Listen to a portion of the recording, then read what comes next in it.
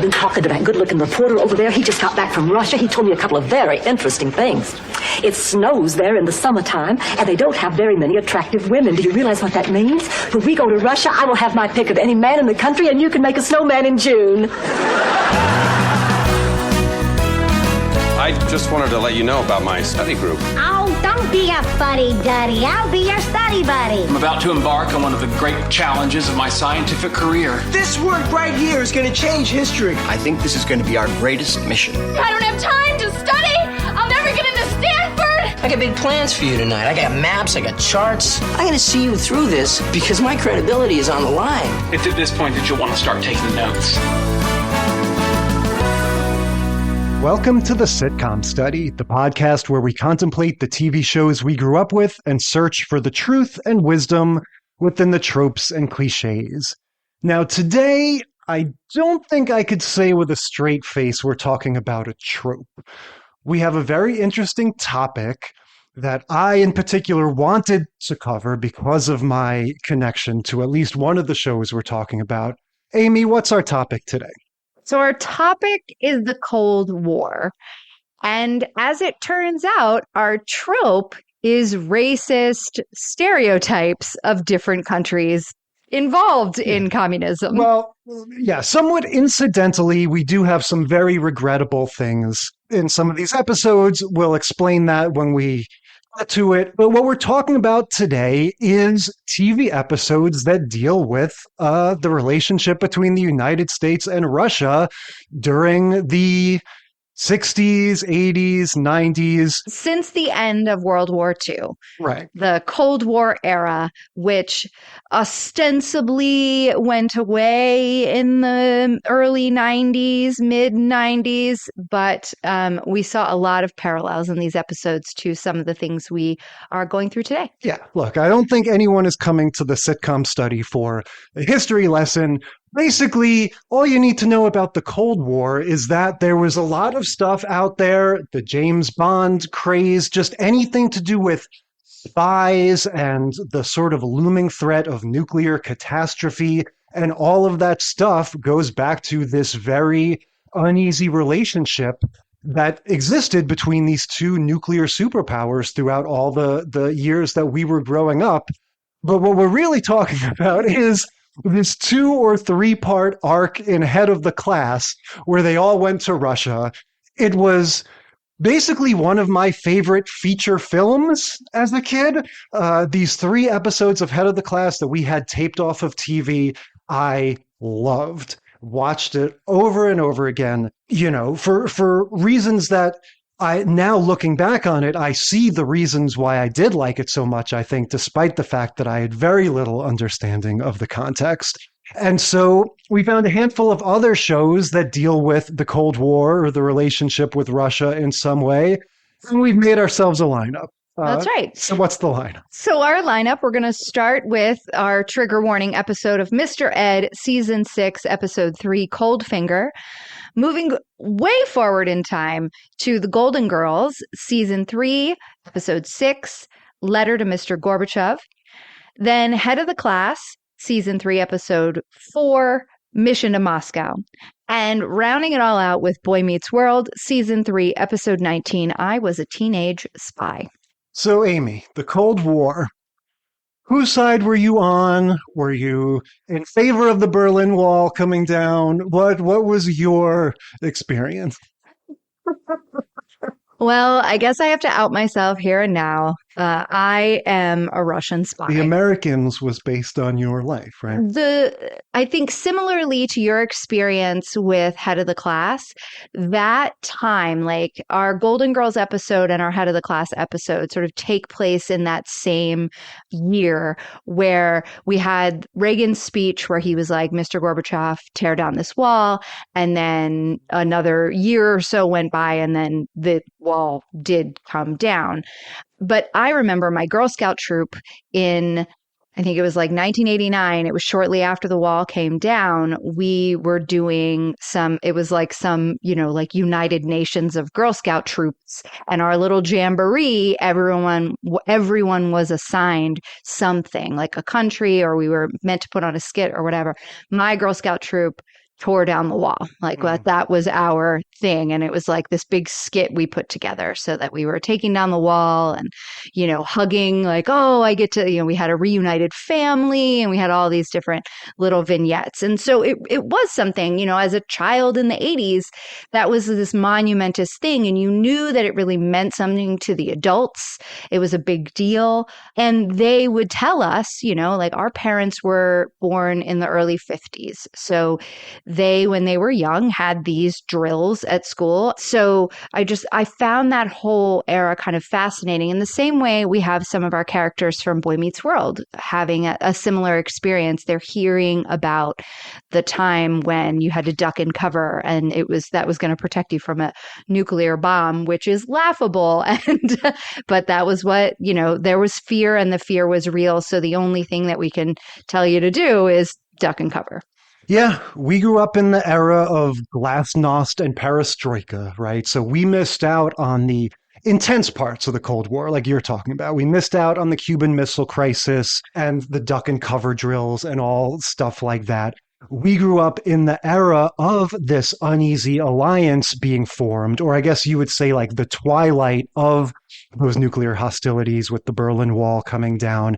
And you saw that in culture, like all the James Bond movies from the Pierce Brosnan era on are sort of about that. Like what happens when the superpowers lose their enemies, and the bad guys in those movies tend to go from being the other superpower to being these lone wackos that can't accept that the Cold War is over. One of my favorite movies, Star Trek VI, The Undiscovered Country, is all this sort of thinly veiled metaphor for the Cold War and the way that the sort of the war heroes of, yesteryear are not able to adapt. And so, yeah, I think I, for one, was blissfully unaware of all of this growing up in the 80s and 90s for the most part. But yeah, we grew up in that world where the immediate threat of nuclear catastrophe was subsiding, and it was more like this global confusion almost of what happens next and where do we go from here. What's so interesting about this lineup is you see the naivete in Mr. Ed. And to be fair, Mr. Ed and Boy Meets World are our campy choices. Like they both are sort of silly shows and they know they're silly, right? But the naivete that exists in Mr. Ed and Boy Meets World is almost like bookends to the time where both Golden Girls and Head of the Class were trying to talk about, which is, no, we've made mistakes on both sides. We need to look within, we need to look at each other, and we need to start to work together. And that's what both of those shows are about. And it was actually kind of disheartening to watch Boy Meets World and have that reality kind of hit me in the face that like, oh, for a moment, we did all try to work together. And then we went back to being, and Corey Matthews says this multiple times in the Boy Meets World episode, we don't have to worry about this where I come from. And it's so simplistic that you can see the reason that we have all these issues now today, because we went back to everything's good, and we just sweep it under the rug and we don't have to keep talking or keep worrying about it anymore because it's all fine. Yeah, the 90s, I mean, that was a trademark of it. It was a relatively uneventful time with stuff like that. And yeah, a lot of that attitude does seem quaint or bewildering now. Anyway, let's get to Mr. Ed, our first show. I will go ahead and say probably the worst TV episode we've ever covered for various reasons. The thing we've been sort of dancing around is that the whole last third or so of this episode has a horrific yellowface performance by the actor that plays Wilbur. We'll get to that when we get to it, but by all means, if you don't like horribly racist shit, don't watch this one. I mean, it's as simple as that. But so, Mr. Ed, we know what this is, one of the dumbest sitcoms ever. I loved it as a kid, don't get me wrong. I don't want to come in swinging that hard. No. We don't approve of the yellow face, but if we table that for a minute, let's just talk about Mr. Ed in general. Mr. Ed in general was a show that was on Nickelodeon in the afternoons, and I thought it was hilarious. The talking horse, oh, Wilbur. I thought that was too funny. Absolutely watched this when I was little. Thought it was silly, and that's who it was for, right? I mean, I guess it wasn't for kids, but to me, how could it not be? Well, this is another one of those shows where, similar to Patty Duke, the whole thing is based on a gimmick, right? So we've gone past the original days of Jackie Gleason and Lucille Ball setting up these shows that were these great little stage plays that would be watched by a live audience. Now we've hung on to that aesthetic, but we're doing identical cousins and talking horses and whatever the hell is going on in the Addams Family and stuff like that. Right. Also in season 6 of Mr. Ed. So a show that was patently ridiculous from episode 1. Made it to season 6, and most of this season has this running through line of Ed and Wilbur working to foil spies, working with what they call the SIA, the Secret Intelligence Agency, to help find and root out other spies. And so there's at least 4 episodes in season 6. It's a James Bond riff. They're jumping on the James Bond popularity. Yeah, this is 1965. So this would be right around James Bond Goldfinger or From Russia with Love, or, those handful of first Connery James Bond movies would be totally blowing up around this time. You can tell in the music cues that that's what they're going for in this. And again, those all go back to Cold War mentalities. So it all makes sense. But yeah, Mr. Ed, they put peanut butter or something in a horse's mouth to get it to move its lips. And they made a show about a guy who talks to his horse. That's right. I guess by season 6, he has a wife. I don't remember him having a wife in the ones I watched back in the day, but maybe that's because I was only paying attention to the funny horse. And so Mr. Ed wants to get involved in another caper.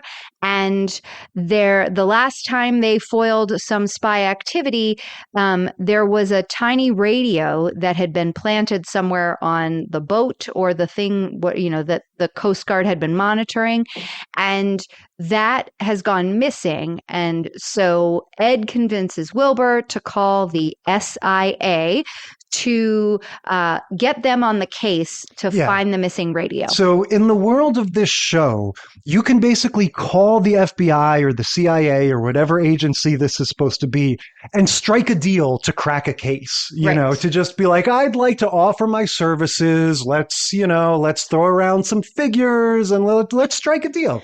I mean, if you think about this, if you take this show as if it's real, that this is really a horse that can speak and thinks, right. With you so far, yeah. Right? Wouldn't that horse be so bored that this is the kind of caper he'd want to get involved in? I guess, but as we discover, he has to do everything by proxy through Wilbur. Correct. Right? So he has to mastermind everything. At the end of the day, all that Mr. Ed really has to offer is his keen sense of smell, right? Because Wilbur... Do horses have that? I was wondering that as well. I would guess almost all animals have stronger senses than people do, right? I don't know if horses in particular, they do have giant-ass noses. I don't think they're known. He made that joke in the thing. He said, I'm all nose. Yeah, I've never heard of horses being known for their smells, but then again, it makes sense. You wouldn't use horses to sniff things out because their noses are 10 feet above the ground. I don't know. The point is that Mr. Ed has Wilbur arrange for the SIA to give him some time with this glove. It's the one evidence they have. The one clue is a glove that's been left over. He brings it to Mr. Ed to smell it, and Mr. Ed says, okay, I detect what? Chow mein, but not any kind of chow mein, duck chow mein. And that's not served in a lot of places. So get out the phone book and start calling every Chinese restaurant so that you can find who serves duck chow mein. Right. Now, at this point, we sort of cut over to our bad guys, who are basically a Boris from Rocky and Bullwinkle style Russian spy and his accomplice, right? And he's his accomplice, right? In a black hat and coat, and he's talking in a silly accent. And it is very much yeah, if you grew up on James Bond movies and all the crappy knockoffs and stuff, Boris and Natasha and everything, like this at that time, I guess, would just sort of be shorthand for, oh, it's a Russian bad guy. They're sitting in a Chinese restaurant. The waitress comes over and says, what would you like to order or something? And we realize this is the guy and that he does, in fact, hang out in a Chinese restaurant. And at that same time, Wilbur calls the place and is like, hey, do you have, and is doing a horrible Texas accent. So he's like, hey, do you have, do you have duck chow mein or whatever? And the lady says, yes. And in fact, we're the only ones for, miles and miles. Like, we're the only one in town who serves it. And he was like, oh, great. I've been hankering for some ever since I came in from Texas. And Mr. Ed slaps the phone out of his hand and says, hang up, like your Texas accent is horrible. We need to go over there. If he is there, we got to see him for real. Right. So it's starting to be clear now because I don't necessarily associate this with Mr. Ed. This actor who plays Wilbur, I think his name's Alan Young, he was Scrooge McDuck all those years on DuckTales. And so just watching this one episode, you get the sense like, oh, this guy was a voice guy, right? This was a man of 1,000 voices like Robin Williams in the 80s and 90s. And this was his thing. This was his shtick. So even though I don't necessarily remember it like this, they probably made a point a lot on this show to give him these opportunities to do funny voices. Yeah. And so that brings us to the final act of the episode where Wilbur has to go incognito as a waiter in the Chinese restaurant, which requires him to pose as a Chinese man. Picture the worst, most offensive mental concept you could have of a white man pretending to be Asian, and it is nowhere close to how horrific this performance is. Yeah, it was so uncomfortable. Like I turned to Jay, I was like, we can't do this. I wrote down, will we be arrested for watching this? Yeah, it's Mickey Rooney from Breakfast at Tiffany's. It's that stereotype. And the whole setup for this bit was confusing to me anyway, because they knew where the food was served. So they knew the restaurant, and Mr. Ed smacks the phone out of his hand and says, no, you can't tell him you want to order it, or you can't tell him you're going to come down and just eat there. You've got to stake it out. And he doesn't even say that. He just says, I have a plan. And we don't know what the plan is when it cuts to, commercial and then comes back on the next scene of him in this getup. And so I was completely unprepared for him to go and be a waiter at this place and go undercover in this horrible way. Anyway, so as I'm sitting there watching this, I'm like, where does this stereotype come from? Like, where does this characterization come from? Right? Because he's doing the buck teeth. Right. Like, he's Asian doing people the thick don't have glasses. buck teeth. And so I tried to look it up, and there were some things that were saying like World War II.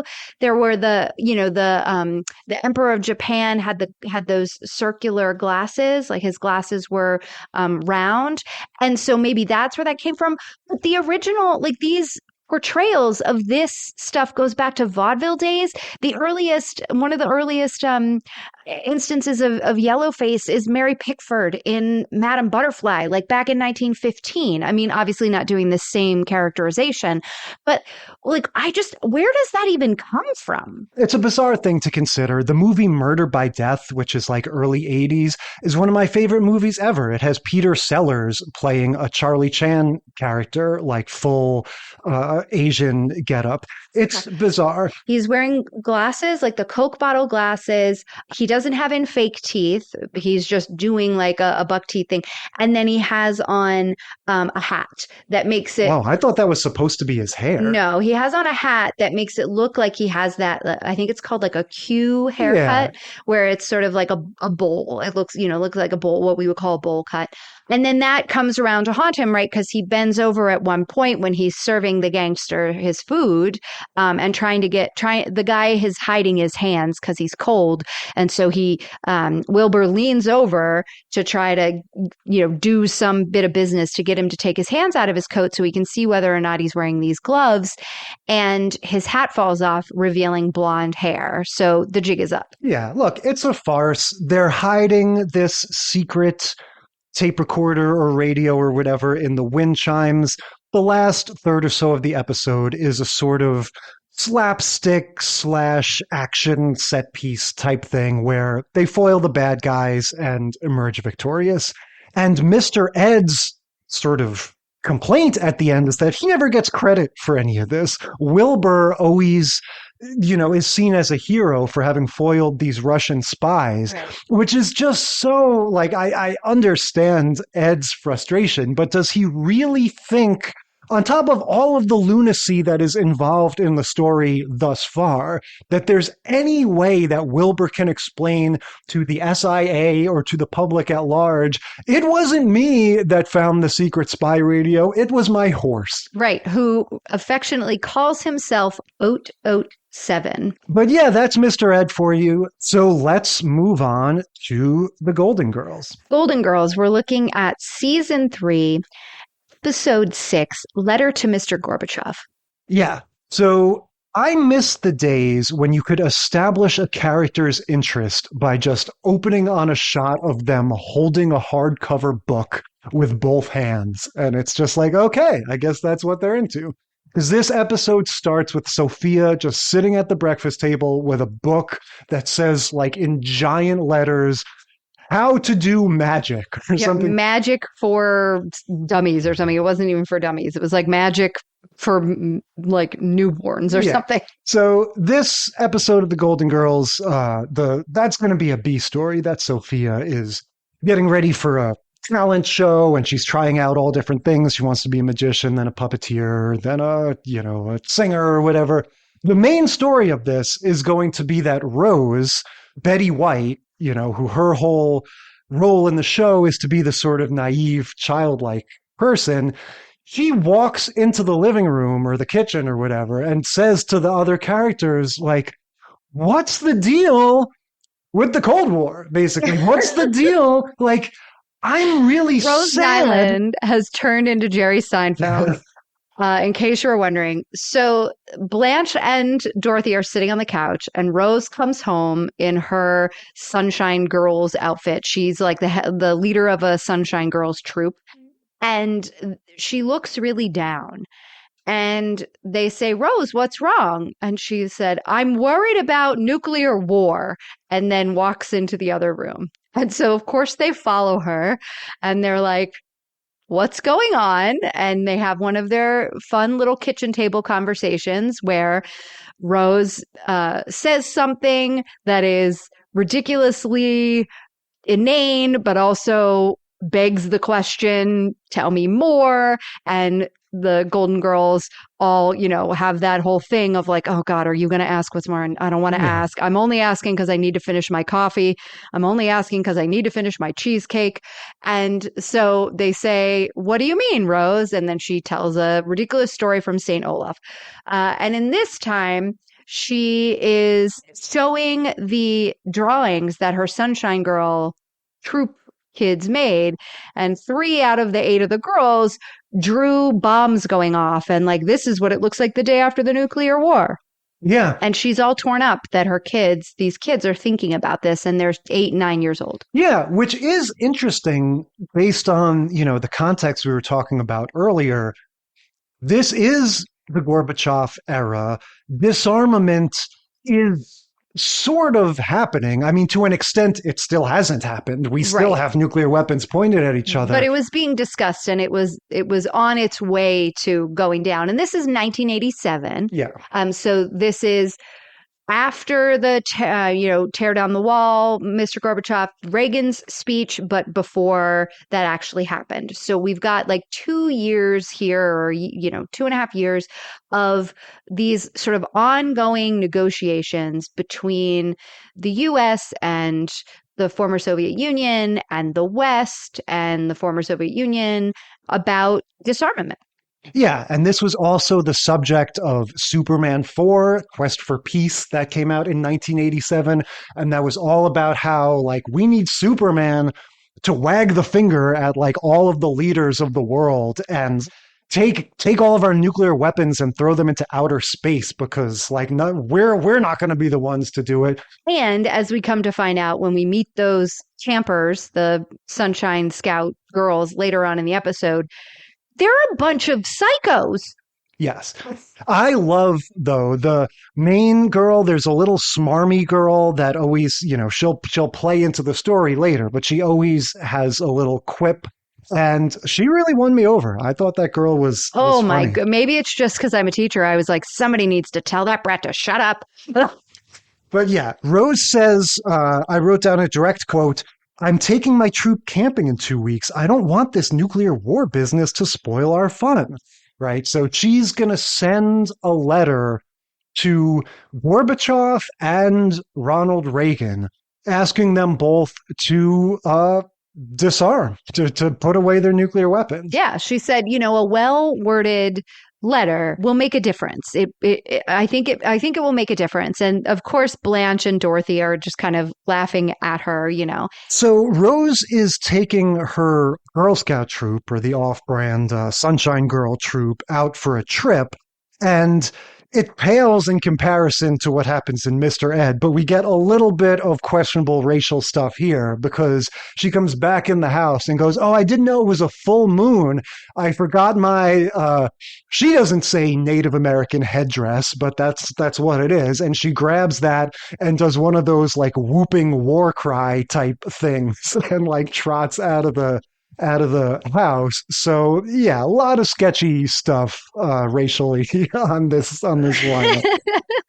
So this episode, though, they make an attempt to try to say, just a few things about how the people who live in Russia and the people who live in the United States aren't all that different. And we're going to see this go that next step further in Head of the Class. But that is something that this episode tries to get across, that the leaders are actually behind the times. And the fact that the leaders of these two superpowers can't get it together to start disarming, even though the kids understand and the people who live in each country understand that needs to start happening. So Rose leaves with her questionable headdress. Sorry, not even questionable. Rose leaves with her inappropriate headdress. And then there's an immediate knock at the door, and there's a guy there who is another Boris type character. So he shows up and he says, "Hey, are you Rose Nyland or asks if Rose is there. No, Rose isn't there. Well, here's a letter from Premier Gorbachev, and we would like her to come to Russia, to come to Moscow and meet him. And he was really touched by her letter, and we're going to have a press conference in a couple of days, so let her know." Yeah, so this was a pretty clever premise, I think, because the characters are all amazed and confused. Like, what, she wrote this dopey letter to Gorbachev, and somehow he's like inviting her to the country, which, granted, there are many layers of ridiculousness to this, many of which the show does not address. I don't even know how she would know like where to send the letter. The same way that kids who write to the presidents do. Yeah, you just the White House, Mr. Reagan, they're used to that stuff. But the letter, I guess, does get to him. And what none of them consider is that Rose's simplistic way of communicating resembles that of a child. Right. So he leaves and they're getting ready. They're going to have a press conference in a couple days. And then the next scene we get is Rose on the couch. She's come home after the very long, sleepover or the camping trip that was messed up by rain, and she's just having a nap, having a lie down on the couch, and dream sequence. She's in Moscow giving her press conference, and the snow is coming down, and they're all in the furs. And there's a big banner. There's like 3 big banners, the way they would have like of world leaders, and it's like Lenin on the left and another famous Russian leader on the right, and then Betty White in the middle one. Yeah, the whole thing is very silly. They did not spring for the location shooting like some of our other stuff did. No, they did not. So they have this dream sequence, and, Dorothy gets mistaken for a former premier of Russia, Brezhnev. And the crowd starts chanting his name when she steps up to the mic as though she looks like him. I thought, like what always happens to Dorothy. And so, it's just a fun little gag. And then Sophia comes in and makes a joke about how she wasn't invited and she had to hitch a ride with some German guy who dropped her in Red Square. Well, so then they wake Rose up and she expresses disappointment that she had written the letter to Reagan 4 days earlier than she wrote the letter to Gorbachev, and yet Reagan still hasn't responded. The joke is sort of that she doesn't realize how amazing it is that she got a response back from Gorbachev. When they tell her, like, you're never going to believe this, Gorbachev wrote back and he wants to see you, she's like, okay, but what about Reagan? But anyway, there's, I guess prior to this trip that's going to happen, they have to do a press conference at their house. Conveniently enough, right? Because everything in a sitcom happens at the house. So the same Russian diplomat comes with a bunch of press people. They set up a little makeshift press conference in their living room. But that's when everything comes out in the open, because the diplomat sees their Girl Scout troop and is like, which one of them is Rose? Right. Well, even before that, right there, he is speaking with Rose and Dorothy. I'm sorry, he's speaking with Dorothy and Blanche. And he says, is Rose here? And they said, no, she's gone out to get her Sunshine Girls troop. And he goes, oh, great. She'll have some girls her age here. And they said, what? And he was like, how old is she? Is she 9 or is she 10? And they were like, she's closer to 10. And then they go into the kitchen, and then Rose comes in with the girls from the troop, and they're all standing there, and Dorothy and Blanche are able to tell Rose this confusion before the man walks in. And then the man walks in and Blanche grabs that salty little girl that you had mentioned before and was like, here she is, and kind of thrust her forward as though she's going to go out and do the press conference. Yeah, and you feel for them in this situation. It's ridiculous that they find themselves here, but the embarrassment of like, oh God, what do we do? It's this sort of no-win scenario. And so they decide at first, all right, I guess we'll just give them what they want, send one of the little girls out, have her read the letter, and, save face. And of course, the girl's like, oh, so this is okay, even though you said scouts never lie? Okay, good to know. And goes out to do it. And so Rose doesn't have the heart. She comes out and basically says, sorry, everybody, I'm the simpleton that wrote that letter. It's me, 68-year-old Rose Nylon, not a 10-year-old kid. Yeah. And, she doesn't say all of that, right? She just is like, oh, yeah, I'm the one that wrote the letter. And then the Russian diplomat guy is like, oh, press conference over. And if you need me, I'm Miami's newest resident. My name is Dave, and like runs out the door, indicating that he's going to be in big trouble with the higher ups for making this error. But yeah, so the episode kind of ends with them all sitting around and they're like, well, Rose, let us read your letter, because she's mortified, understandably, but they're like, come on, let us read it. And so it's this sort of weird tone where they read the letter aloud, and I think we're supposed to take it as like, yes, it may be a little childlike, but it's the truth, and this is sort of our stance as the Golden Girls TV show. And it basically is like, Mr. Gorbachev, please get rid of I wrote it down verbatim. Unplug the bombs, she says, right? Yes. She wants them to get rid of the nuclear weapons. It's not nice to be pointing potentially existentially destructive weapons at each other. And, we're supposed to kind of come away from it going like, she's right. Well, and so there's also a line in the letter that would lead to the confusion about her age, because she says, I'm writing to tell you I'm really worried about the nuclear war, and I've heard that there are enough bombs to blow up the world 100 times, and it scares me. It scares the girls in my cadet troop too. So it makes it sound like those are her friends. Like my fellow Girl Scouts, exactly, as opposed to the children in my care. Golden Girls will never leave you on that kind of a moment, right? Unless it has something to do with female empowerment. Because what they're really going to leave you on is phone rings. Rose goes to pick up the phone, and it is President Reagan. And she's like, oh my gosh, Reagan read my letter. He said, thank you. He was happy that I wrote it and, whatever. And she's like, oh, I feel so much better, because she'd been very down. She's like, oh, I feel so much better. And she goes bustling out of the kitchen. And then in walks Sophia, and she says, I know what talent I'm going to use at the talent show. She points to the phone and she says, my Ronald Reagan impression. There you go. Moving on to the real main event here, Head of the Class. So we talked about Head of the Class on our very first podcast episode, right? Yes. I am on record as being a huge class head, right? I loved this show as a kid. This was probably the first TV sitcom I ever really got into.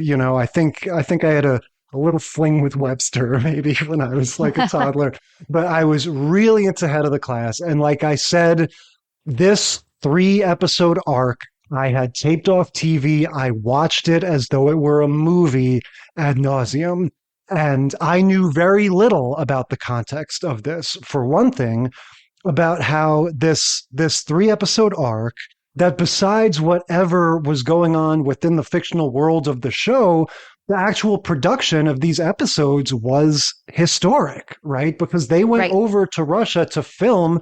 This was like the ping pong game with China in the 70s. This was a big deal. Big deal. This was the first TV sitcom to ever go behind the Iron Curtain. They began this journey the season prior, where they had the trivia team. The kids in the class are on a trivia team, and they play Russia, and the trivia tournament is held in the United States. And it ends in a tie, and the invitation comes from their Russian counterparts to please come to Moscow and and join us. And we'll do a rematch here. So that was set up in the previous season. And then we're at the beginning of season 3, we have episode 2, which is them kind of preparing to find out whether or not they're going to be allowed to go. Right. And the anticipation of the trip for various members. For all the different reasons that they have. And then season 3, episodes 3 and 4, which are the 2-part, and it aired as a 1-hour special. It was considered event television. It was huge. There were write-ups in the LA Times and the New York Times and in tons of Hollywood trade magazines because of at the time it was $300,000 extra in an expense, which is like put the total cost of these 2 episodes to go shoot in Moscow at $1.5 million in 1988. And they had, they really had something to say. And so in the interviews with the producers, you hear them talking about, what we realized when we were there and the different ways, even that the Teamsters and the crew guys function and how a TV show gets shot in the United States was different from what was going on in the TV shows they were shooting there. And they hired a ton of Russian actors to be in the show. Well, and in some cases, non-actors. We'll get to that when we go to the school part. But yeah, it obviously was a case of let's get the cast of Head of the Class on a plane to Russia, and everyone else is going to be Russian. We're going to be in touch with whatever local casting services we are. And yeah, the whole thing is very authentic in that way. And so looking back on it now, I realize one of the reasons why I liked it so much is even though I didn't understand as a kid the significance of an American sitcom shooting in Russia, the whole feel of the show is completely different because they are shooting on location. Head of the Class was normally shot on a stage like a sitcom with a real audience laughing and everything. And so they take this show on the road. They don't do the fake laughter. This set of episodes is all shot single camera out in the world, no laughter. It just feels very different. And so even not understanding all of the Cold War context, as a kid, I definitely picked up on, oh, this is kind of like a movie, even though it's shot on cheap video. And I'm pretty sure they didn't do any like lighting or anything. Like, I think this sort of has the production of like a modern TikTok video in that sense. They just went modern around TikTok filming. videos look even better. This is your dad took his camcorder on vacation. Yeah, in some ways, yes, it is shot like a vacation video, but nonetheless, I definitely enjoyed the fact that it was such a departure from that sort of stage-bound sitcom feel. Yeah, and they do a good job because they sort of pair up all the classmates in these little groupings, and each of the pairs has a little bit of a storyline.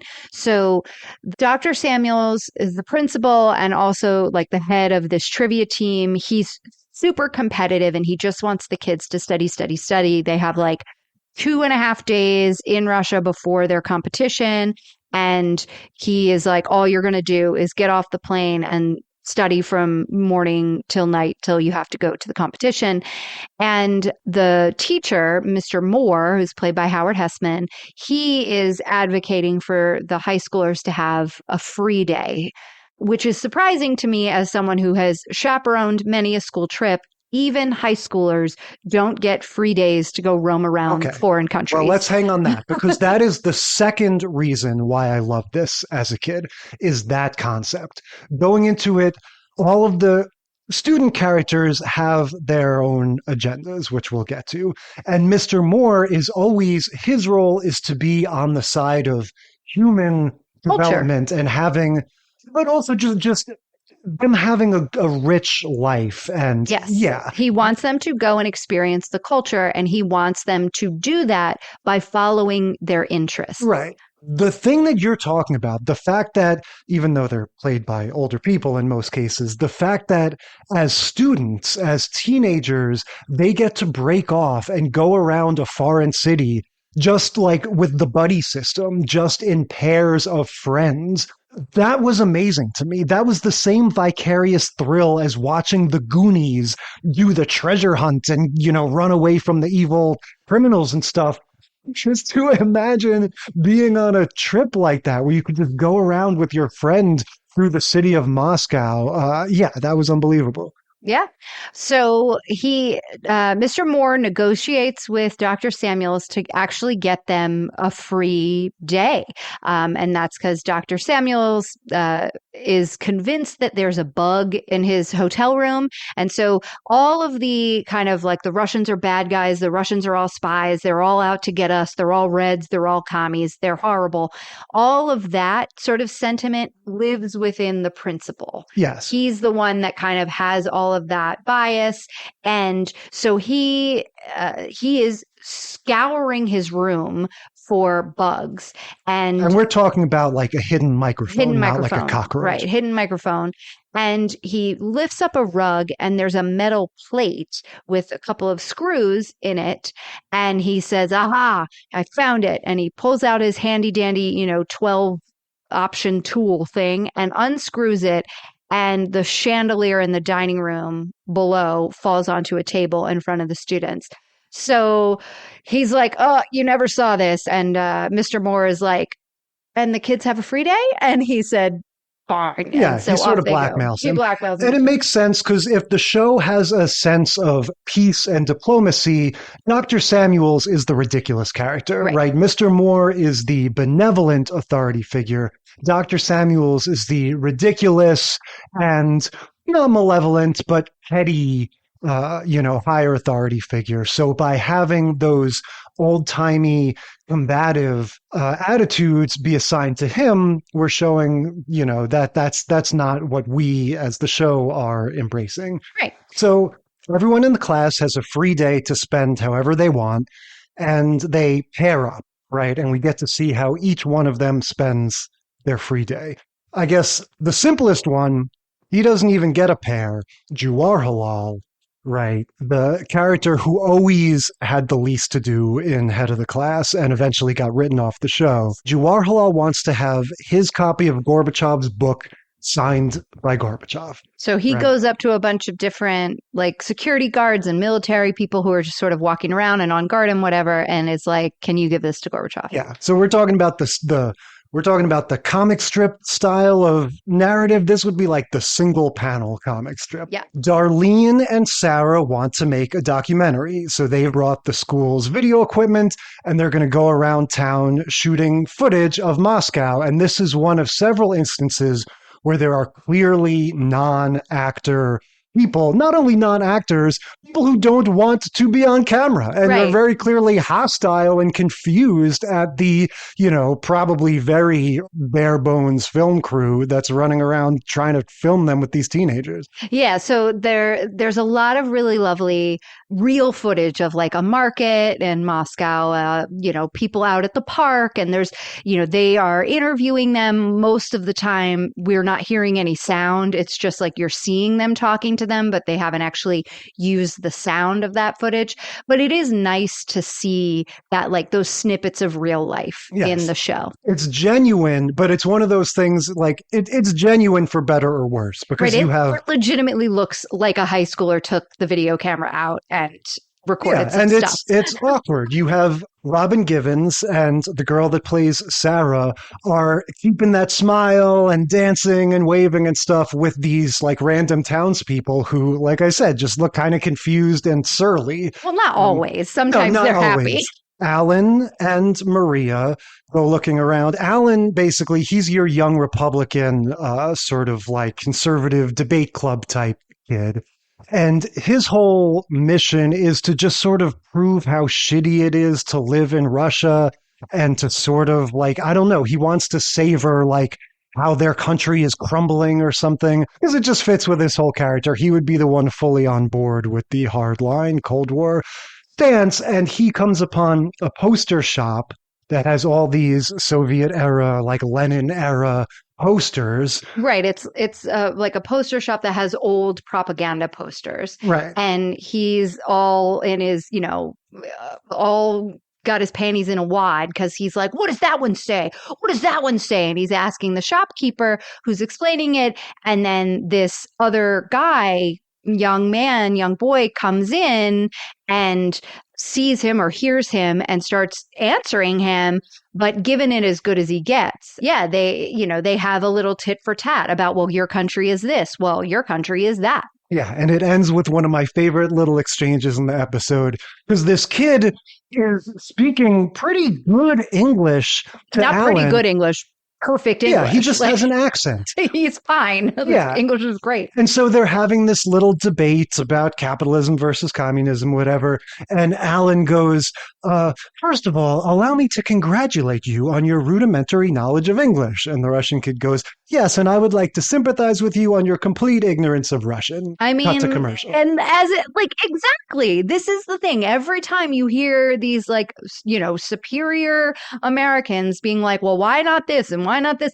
Like, what it all boils down to, you know what? You speak one language. Stop thinking you're better than everybody. Your country is a baby. Right.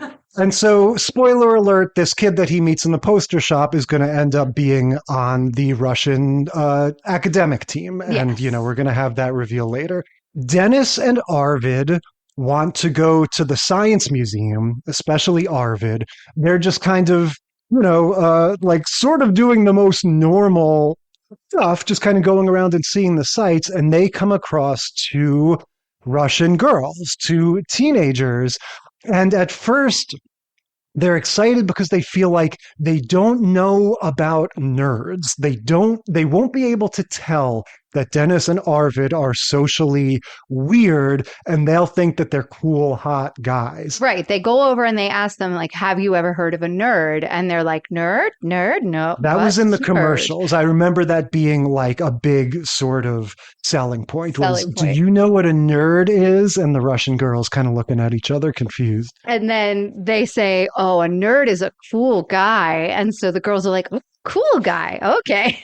Yeah, but they can't help shooting themselves in the foot because no sooner than they start hanging out with these Russian girls and it's going well and the girls like them, Dennis concludes that must mean that they're KGB spies Well, or they're KGB like agents or whatever. enforcers. He hears them talking because they have been kind of walking around and like walking around this park and doing all of these just sort of wandering kinds of things, but together.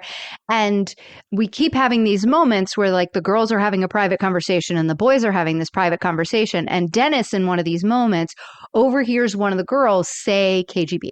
And he says to Arvid, she said KGB. They work for the KGB. They're after us. They want to implant things in our brain. We're the perfect things. That's what they're, and he just loses it and goes off the deep end and like they're out to get them. And Arvid's like, what are you talking about? Yeah. Part of it is that Dennis immediately is like, well, why else would they talk to us unless they were agents? And part of it is that he's been obsessed with the KGB and the gulags and going to Siberia and all of this sort of living on the edge aspect of this from the start, because he was the one that wanted to smuggle in blue jeans and Beatle tape to sell. But then, they were talking about, oh, what happens if we get caught? So he's just got this sort of melodramatic bent to him in general. They make plans to meet up again the next day, Okay. Even though they don't think they're going to have any time the next day, they're planning to like sneak away. And that's a key factor in several of these vignettes. These people, the kids make contact with locals and then want to hang out again the next day when they won't have any time. Right. So Eric and Simone are going to initially spend the day together, but they have different ideas of how to spend it. Now, Eric is the tough guy kid that almost didn't get to go because he's not properly on the academic team, but he has family in Russia. And he's the alternate. Right. Mr. Moore arranged for him to be able to go. So he's got this family that he wants to see. And in general, he just has a more sort of like human taste in what he wants to do, whereas Simone wants to visit the graves of various dead poets and sort of Playwrights. landmarks and pay tribute to Chekhov and whatever other Russian artists she admires. Right. And so they decide to go their separate ways because he wants to go and kind of have authentic Russian experiences. And she's like, what's more authentic than like paying tribute to Chekhov? And he's like, but that's just still a touristy place. Like, I want to go and meet Russian people and eat Russian food and do that. Yeah, which I'm definitely on Team Eric with this one. When he says, Simone says something like, well, these were great artists or great poets. And he says, yeah, I'll read what they wrote. I don't need to look at their gravestone, or I don't need to read what's written on his tombstone. Right. And that I agree. I've never been one for those. Like, yep, this is the place. That's where it happened. So yeah, they split up. They're always, there's always tension between Eric and Simone. This is no different. So they go their separate ways. And Eric meets his distant relative, right? Right. He meets up with her distant cousin who looks like a hot redheaded Russian version of Simone. But also him, because she's wearing a leather jacket, which is Eric's trademark look. So she is a weird combination of the both of them. It's like, what if I looked like Simone but dressed like you? I would basically be the perfect woman for you. And he even makes a remark like, are you sure we're related? Which was kind of creepy, but it's understandable. Yeah. She's coming from another continent. He's never met her before. She literally just like comes out of the crowd and is like, you must be Eric. And she explains, there's this whole family that's waiting to meet you, but they're not available today. We're going to all get together tomorrow. You and me can hang out today. And like you said, this is one of several instances where he's basically like, I'll see what I can do, but I'm supposed to have an academic goal. Right. And so, I mean, if something goes down, it is what it is. His whole reason for being there is to see his family anyway. And his backstory is that he doesn't have a real stable home life. So his parents are divorced and he's kind of, he's the tough guy, tough kid because he's on his own on the streets of New York. You know what I mean? Like he, has a place to live, but he doesn't have a real solid like nuclear family that he can rely on in New York. So then the next day when he actually does get to go and meet the family, it's a really emotional moment. It's very beautiful. Yeah. Yeah. So that's his story. And then you have Mr. Moore and Janice. And Janice is the little one, right? She's like 12 or 13. Yeah, she's a child prodigy, so she doesn't buddy up with one of the other teenagers. She just sticks with Mr. Moore. And they go to a school. And this is another one of these real footage, like real actual school that they went to. They go to a high school class that is, they're Russian students taking an English class. And the students were prepared that, the film crew was coming and that they were going to be able to ask questions in English. And so we get this great montage of question after question after question. And it's just like teenagers normally would. Some of them have really serious questions and some of them are trying to like show off and be funny. The teacher is a Russian actress, but all of the students are real kids. And this was obviously just a little event that they kind of set up and filmed. The scene is very charming. It's not like we get any, revelatory information or anything, but Mr. Moore strikes up a sort of flirty banter with the teacher. One of the students asks him, who's prettier, Russian girls or American girls or something? And he says kind of like, hey, when in Rome, you know what I mean? Yeah.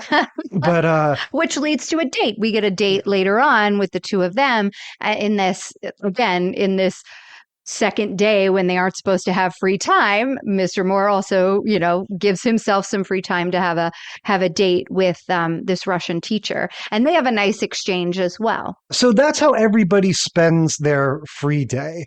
We come back to the hotel where they're staying. We meet the Russian team. And so the team and the school that we know, the head of the class kids are all expecting this to be the same Russian team that they had met in the previous season. And then as the Russian team is announced and they're coming down the stairs, it's completely different kids. And everyone's like, what's going on? What's going on? And the Russian coach says to Dr. Samuels, oh, well, this is like a super team because the other team, they weren't good enough to make the cut this year. Yeah, which is a clever contrivance because it gives you story-wise, oh, this is a bigger and better team than the ones we're used to. It's like a sequel. It's more challenging. But the real reason they're doing it, obviously, was because those other kids were American, right. Maybe Russian Americans, but those were American actors that they shot back in season 1. They're not paying to fly them out to Russia. So we're getting a whole new cast of characters cast in Russia. And yeah, so it's setting up that the team is even more intimidating than they thought. And then that sort of takes us to the second day. It's hours before the tournament now. Everyone's exhausted. Because Dr. Samuels made them stay up all night studying, right, cramming to be ready for this. They've had very little sleep. And he finally says, okay, I see that you need a break. Everybody go upstairs, take a nap for 3 hours. I'll meet you back down here at whatever time, or I'll meet you at the hall at whatever time. So, of course, everyone's like, sweet, we're going out. Yeah, so everyone gets to sort of resume their various journeys that they were on. When all the kids got their few hours of rest time before the meet, Mr. Moore meets up with the teacher again, and they go for a walk.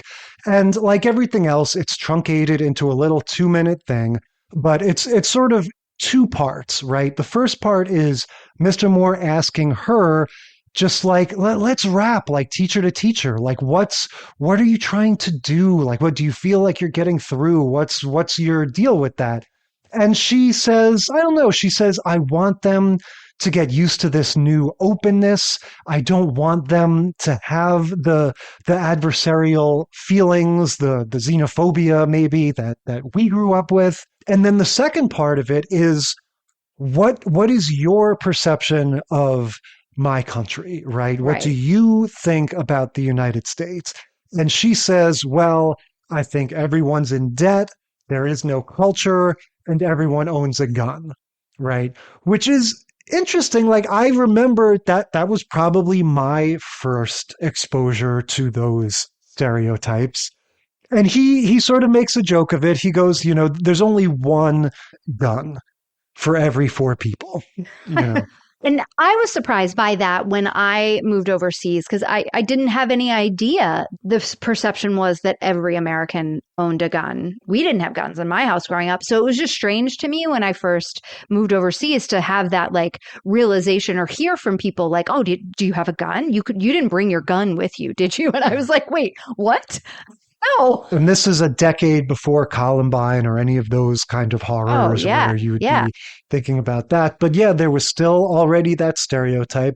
And sure, the thing about no culture, I mean, if you're in Russia, you have music and theater and stuff that goes back centuries, you know, so it's just like, yeah, your country was a forest at the time that we were, you know, coming up with our culture and our literature. So yeah, you know, I could see all of that. So meanwhile, Eric has gone to visit his Russian family that he's never met before. He's giving this heartfelt speech that I don't know if I would have that reaction. He basically says, I didn't think you could love people so much, having known them for such a small amount of time.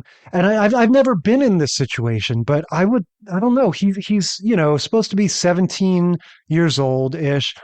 He meets all these people that he's never really met before, and he just sort of has this instant bond with them. And of course, it's, you know, hitting that point that in the midst of the Cold War, for some people, you could have more of a family in Russia than in, you know, that family knows no political or geographic borders. You know, it's trying to make that point. And the other thing we need to establish here is just that Eric, because of how involved this all is pushing his luck in terms of getting back to the hotel in time to go to the academic ball. Right. And so same with Arvid and Dennis. They had this plan to meet up with the girls at the Space Museum. Right.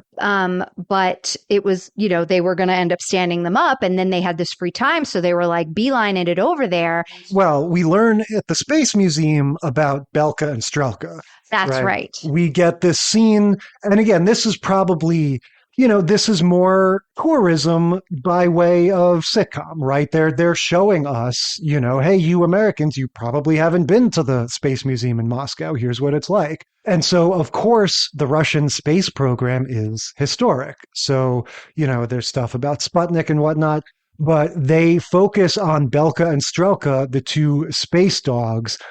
I personally find these stories very disturbing. Laika and then Belka and Strelka, the dogs that they sent into space. The concept of animals, especially dogs, being sent into outer space, it just like it's the kind of thing I have to like not think about or it upsets me. But anyway, they learn about Belka and Strelka, the 2 space dogs, and their respective girls, Natasha and so-and-so, I forget what their names are, but the girls decide, you guys, Arvid and Dennis, you're Belka and Strelka, right? Arvid, you're Belka because you're cute and shy. And the other one's like, oh, and you're Strelka because you're cuddly like a teddy bear or something. It's not a very logical comparison, but that becomes their pet names, Belka and Strelka. They were cute. And then they have a little bit of a falling out because I guess Dennis has it in his head that they're KGB agents, and he goes in for a kiss and is like, well, aren't you gonna like trying to seduce me? Like, isn't that's what this is all about anyway? You're KGB, you're this, and like acts like a total asshole. And the girl rightfully smacks him and is like, what? We're not KGB. We work in the cafeteria, you fucking idiot. Yeah. Classic 1-2 punch of going in for the kiss and being shot down and then accusing the person of being a KGB spy. So the whole thing, they've just totally sort of ruined it. Well, Dennis has ruined it with his girl. And then the other girl sort of feels, you know, bad, doesn't really want to leave Arvid, but is like, okay, you know, Belka, I'll see you later. And Arvid's like, are you still going to come to the tournament? And she was like, looks at her friend and is like, oh, we'll see. So then we have Arvid and Dennis realizing how late it is. And the tournament is starting and everyone's freaking out because half the team isn't there. Well, Eric is missing. And Arvid and Dennis. Arvid and Dennis realize that they're running late, so they got to find their way back, but they can't figure out. The girls were the ones that had gotten them there. Yes. And they didn't know how to get back without the girls helping them. So they're trying to read the Cyrillic alphabet to figure out the Russian subway system and are failing miserably. And they get separated. Dennis steps onto a subway train. The doors close. So, yeah, they're separated in subterranean Moscow. And I really felt for him because it just reminds you, it's a cliche to say it now, but before the internet, before cell phones, it was so much harder, forget about being in a foreign country where you don't speak the language. So we're in a montage basically of Dennis and Arvid frantically, sort of comically running around. There's a point where they pass each other on escalators going in different directions. They can't do anything about it. And ultimately, Dennis gets to where he needs to be by being apprehended by police. He thinks that, again, KGB agents, they're trying to arrest me. They're going to throw me in the gulags. And so when Dennis is apprehended by these guys, of course, no, they're just police officers helping him. Like they've been alerted, oh, this kid's lost, he needs to get to wherever the academic meet is. So they take him to the academic meet. Eric makes his way there. So at this point, we're sort of into the climax here where we've got the whole team, the whole class, minus Arvid, facing off against the Russians. And it's showing us, again, sort of montage style.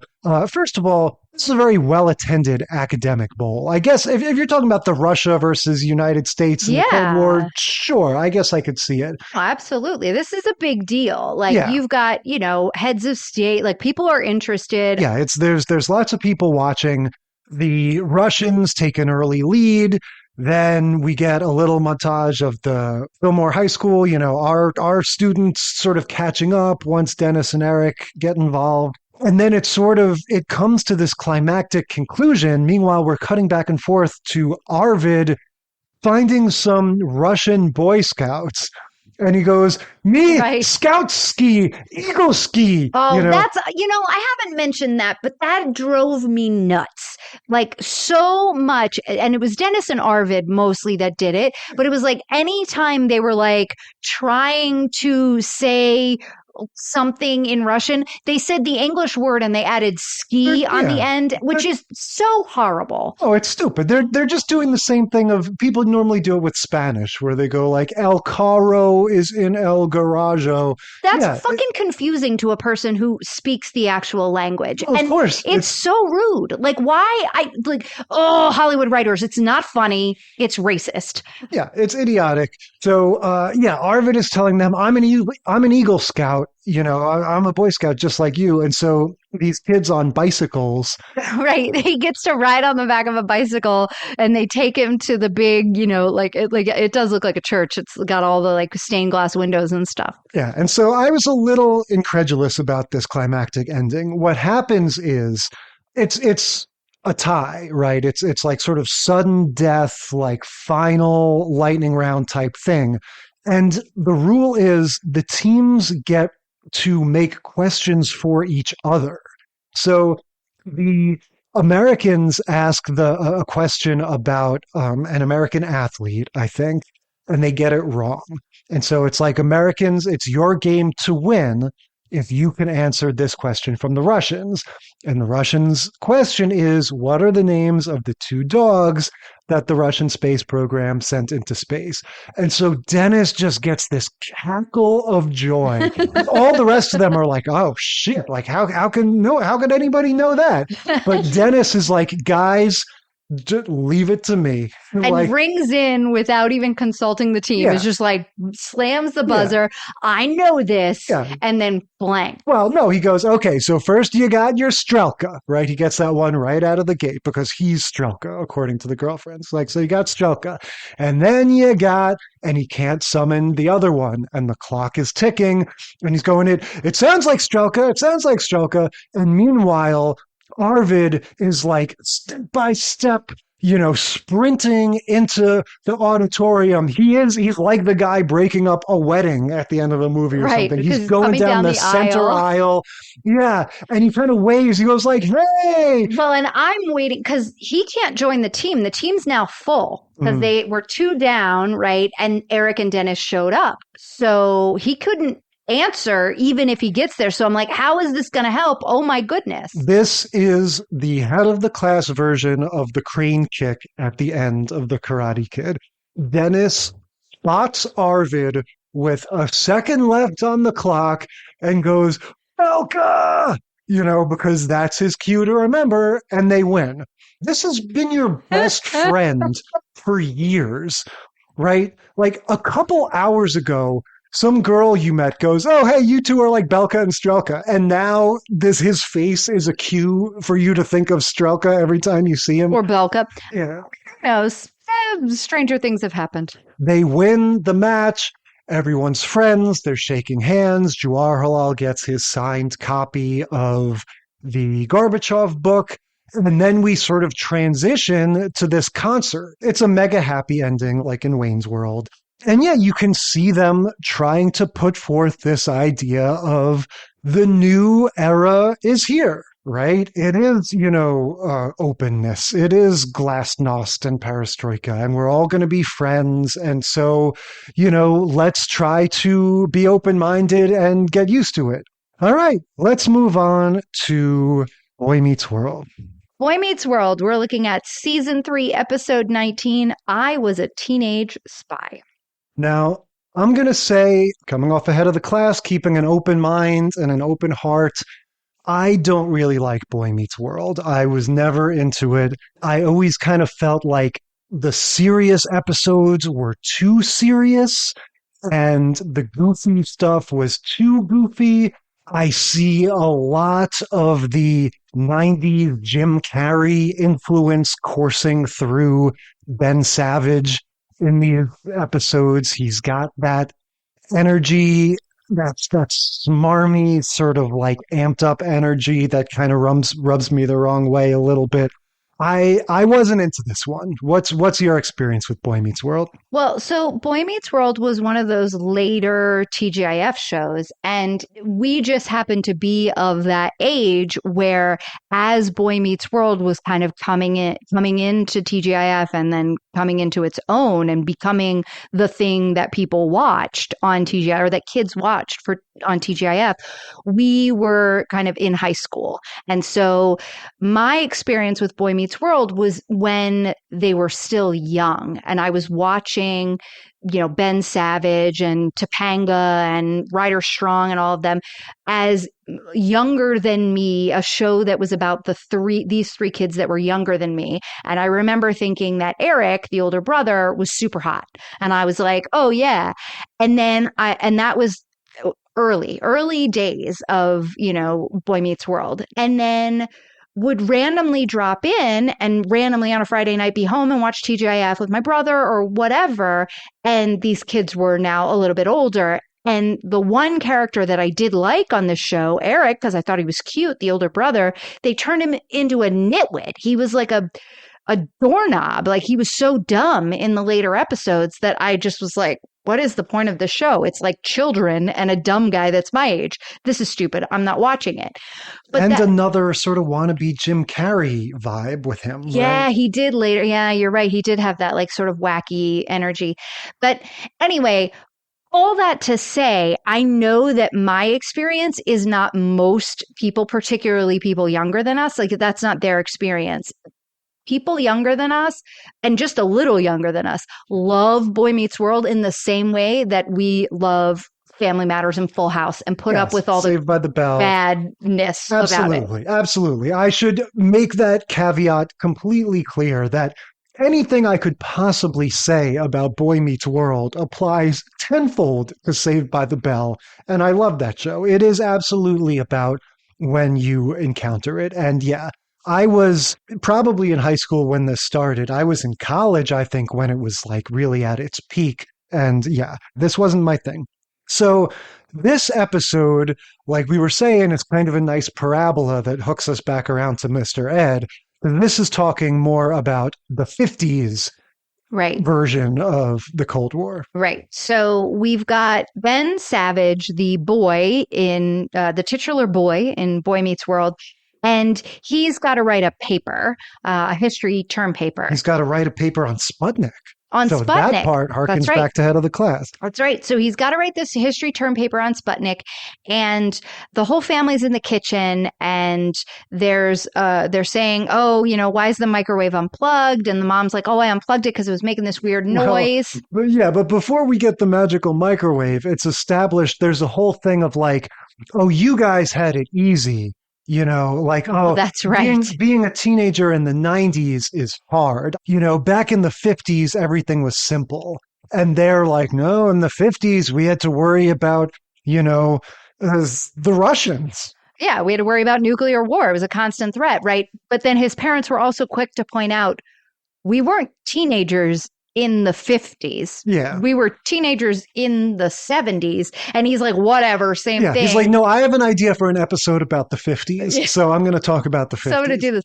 And so then Mr. Feeney comes in, who was a teenager in the 50s.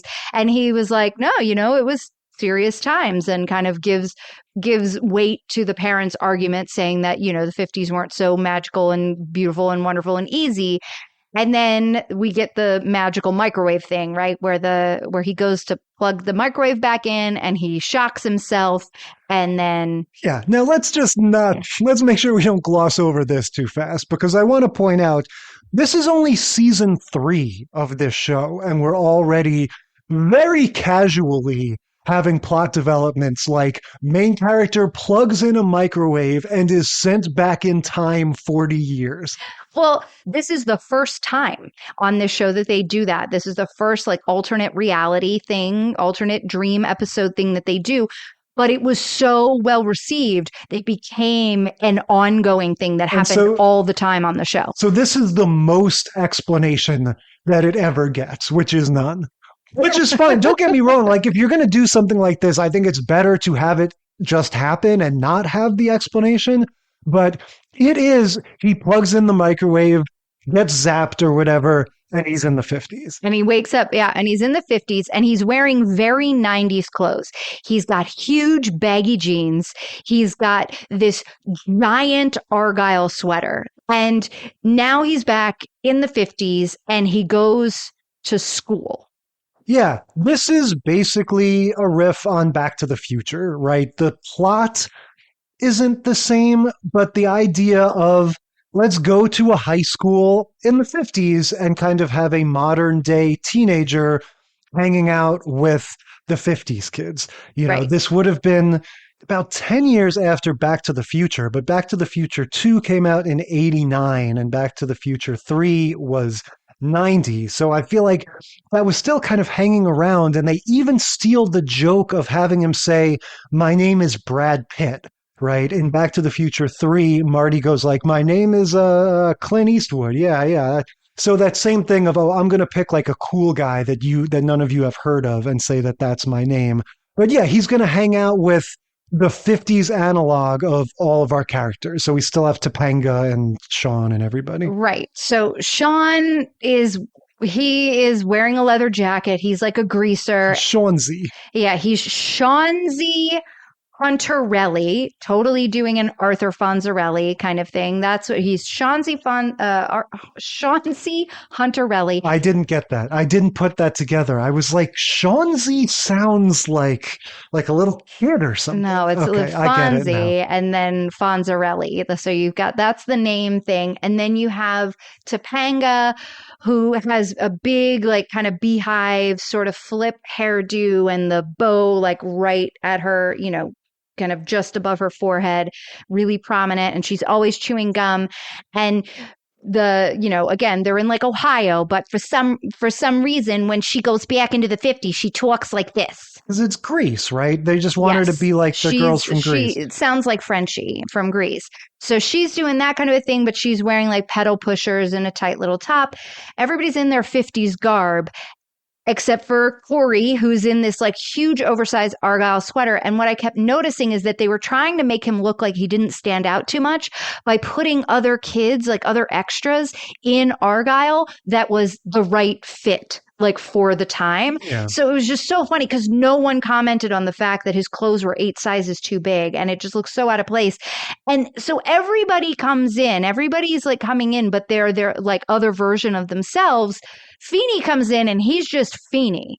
And he isn't surprised at all by, Mr. Brad Pittson, he calls him Brad Pittson, being there and is just like, well, you need to get to class. Yeah, but what happens ultimately, because one of the things that Feeney back in the present day told him was tough about the 50s was McCarthyism.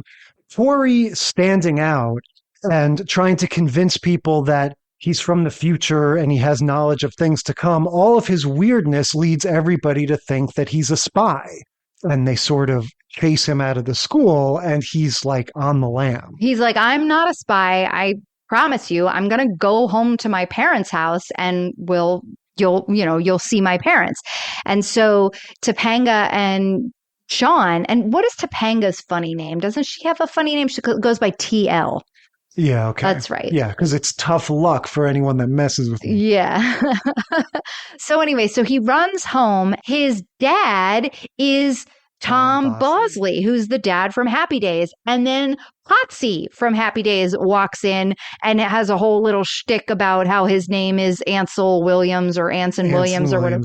Yeah, I'm starting to realize this happens a lot in the 90s of these celebrity walk-on cameos in the sitcoms that are just like nothing, like it really is just like one notch above the guy walking out, waving to the audience, taking a bow, signing a couple autographs.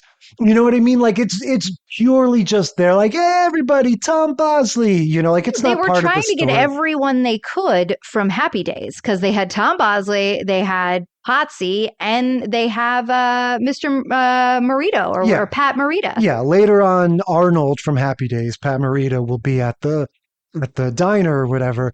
Yeah, it makes sense because they're icons of the 50s. But I'm just noticing that a lot of times these cameos, they're just not very well woven into the story, is all I'm saying. And there's not much story to weave it through. Like, that's the issue with this. Now, you've made a point a couple of times just about this whole, like, 90s to 50s thing. And that's sort of culturally relevant, right? Because in the 70s, when Grease came out, there was this, resurgence of like, oh, we want to have some nostalgia for 50s culture, right? American Graffiti and Happy Days. Exactly. So then in the 90s, you had the same thing. It was this weird nostalgia for like 70s, but for the 70s throwback to the 50s. So again, you get in the 90s, lots of Grease. You get the Grease revival on Broadway. And it's this sort of like, oh, remember the 70s when we remembered the 50s? Yeah. And that was like, sock hops and people were doing that kind of stuff. So that tracks in terms of what people were thinking about and feeling nostalgia for. Yeah. We were also obsessed with the 60s and the 90s. We were kind of all over the place at different times. But yeah, the story gets more and more ridiculous. And it ends up Topanga and Chauncey get him to his house, and then his dad, Tom Bosley, and Potsy are there, and the crowd comes and finds him at his house. So then they were like, the only thing you can do is go see the wise man. So then they go back to the like cafe that's at their school, which is like in the basement of their school or something. And that's where we meet Pat Morita because he's like the wise man. And then he gets caught, like Corey gets caught, arrested, and taken off to jail. And while we're in jail, then his actual parents show up, and turns out they're like Boris and Natasha spies. They really are Russian. And they're like, hey, did you get the microfilm or whatever to him while he's behind bars? Yeah. And there's a very ridiculous escape. Chauncey shows up and helps him break out, but it's very silly and doesn't make a whole lot of sense. And I don't know. That's it. He bangs his head. And then he wakes up and we have like there's no place like home. Yeah. There's no place like the home ending moment. Scene recalls Back to the Future and Wizard of Oz, because we get him waking up on the couch with everyone looking over him. So we get that sort of, and you were there, and you were there, that kind of Yes. thing. But then it's also like Back to the Future because it's like things have been changed or altered because of what he did in his make-believe time travel adventure. I think this is another one where it's all about the commercial that's saying this week on Boy Meets World. You know, this is like, we're going back in time. We're wearing silly outfits. You know, we've got Mr. Cunningham and Potsy from Happy Days, you know, just like it's a fun premise. When you get to see Topanga doing something totally different, Yeah, you know? exactly. So you think of that commercial and those shots of all the people in those costumes and everything, the celebrity guests, and it's like, yeah, that's the reason they did it.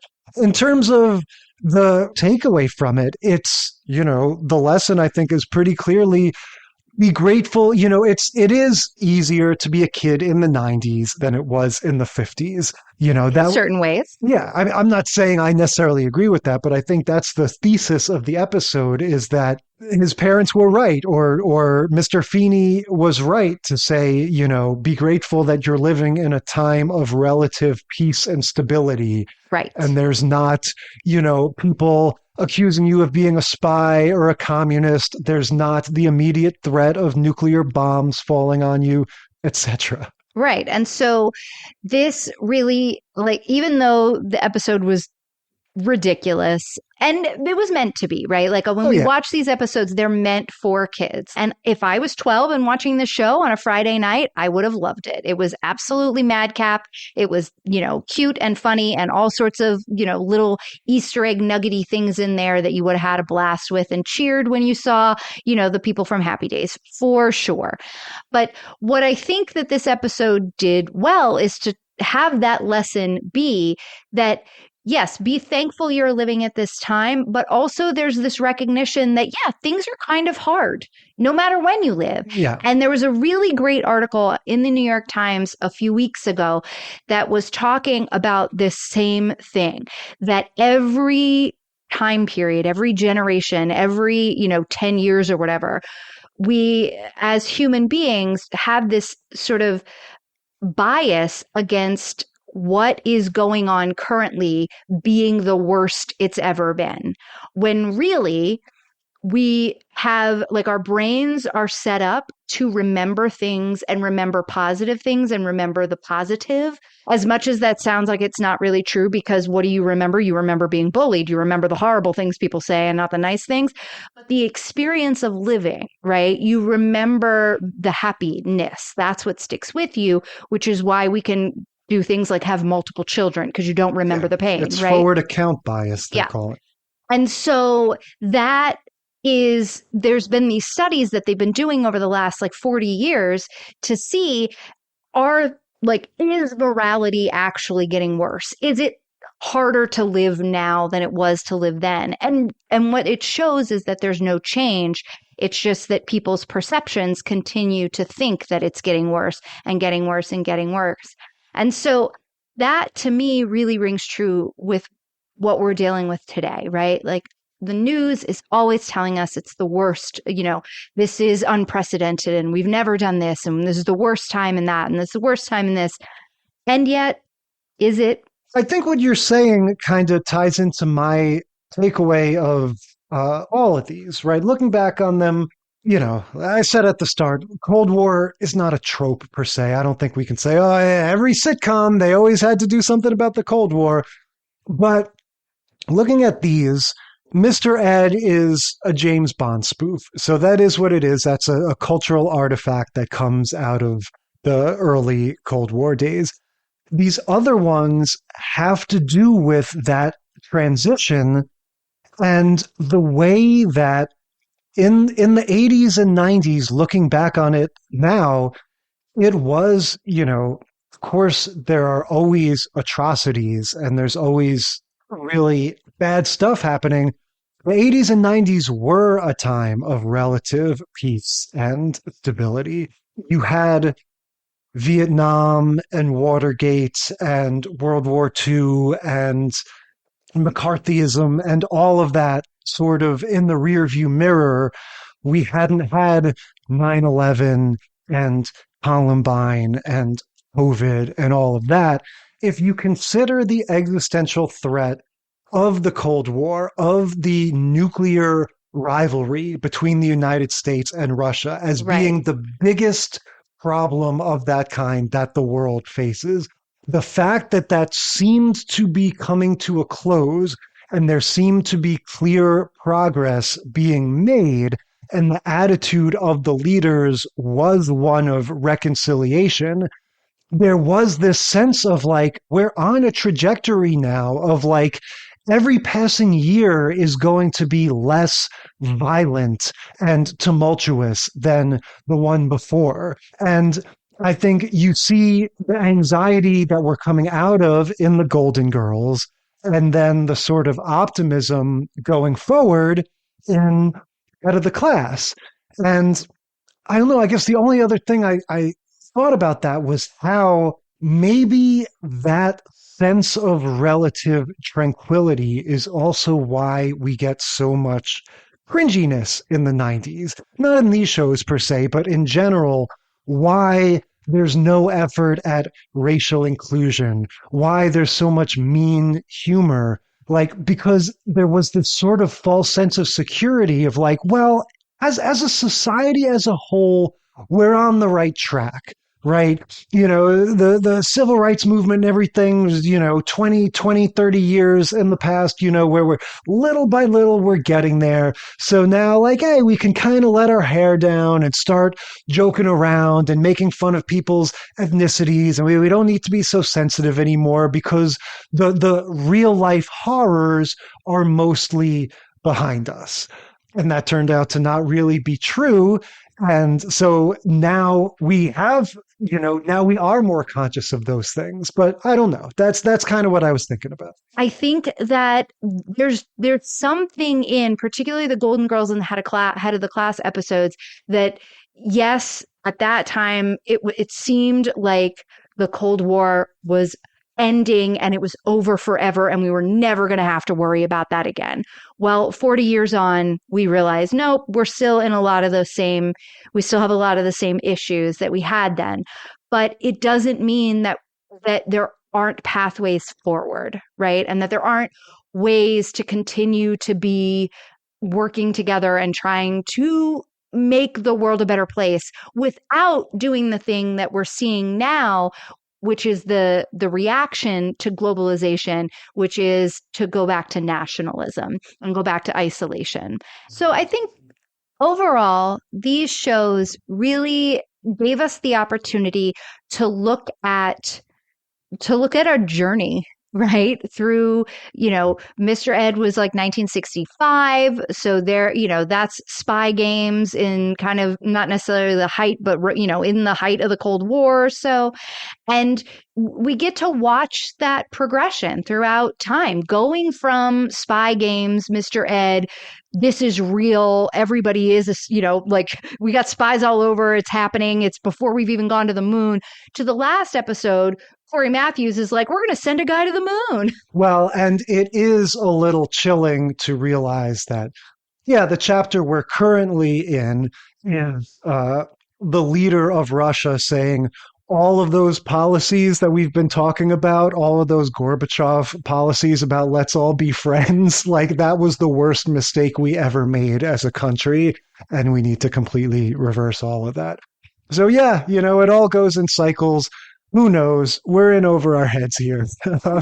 So much for the Cold War. What are we talking about next week? Next time, we are going camping. We're going to watch The Partridge Family, Season 2, Episode 20, Help. Then we're going to watch Small Wonder, Season 1, Episode 15, The Camping Trip. Perfect Strangers, Season 4, Episodes 5 and 6. Up a Lazy River, Parts 1 and 2. And we're going to finish it off with Parks and Rec, Season 3, Episode 8, Camping.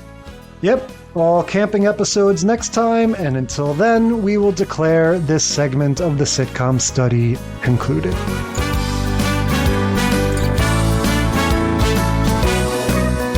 Thank you for listening to the Sitcom Study.